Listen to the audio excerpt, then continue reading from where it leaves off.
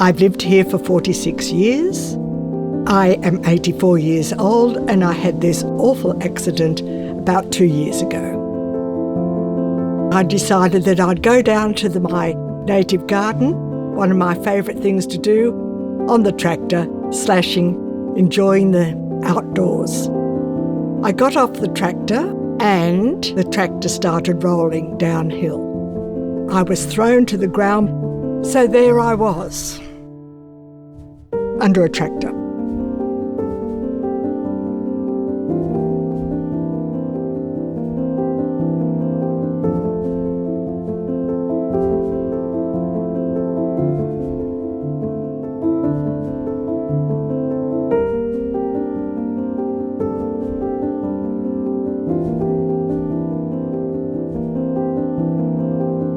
Ambulance had already arrived before us, so the ambulance paramedics had already started initiating treatment.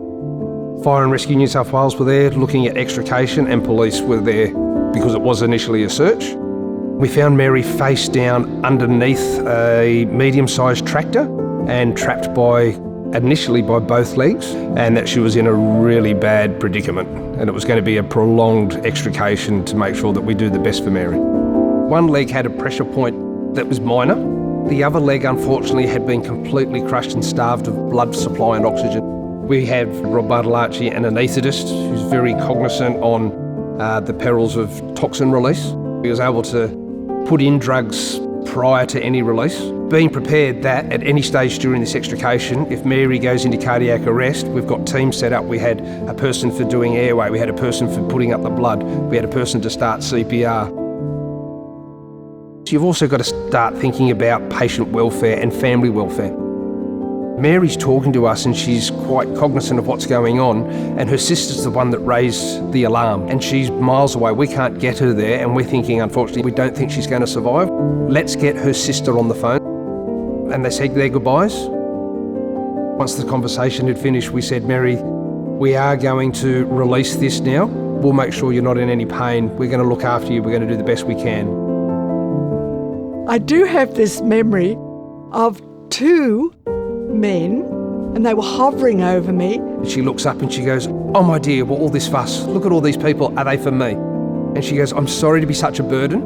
My God, this woman is so stoic, and she's worried about other people when she's in this horrendous predicament. Getting the medical team to Mary in a timely fashion was very, very important. And then we're able to get her to hospital in an expedient manner from the scene directly to John Hunter Hospital for trauma services.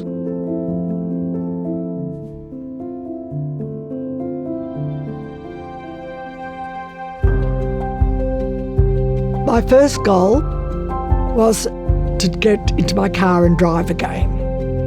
And my second goal was to get in the pool and swim. I've achieved those two goals. I can live by myself here in my house, so that's an achievement anyhow. So for that, I'm very grateful to everybody.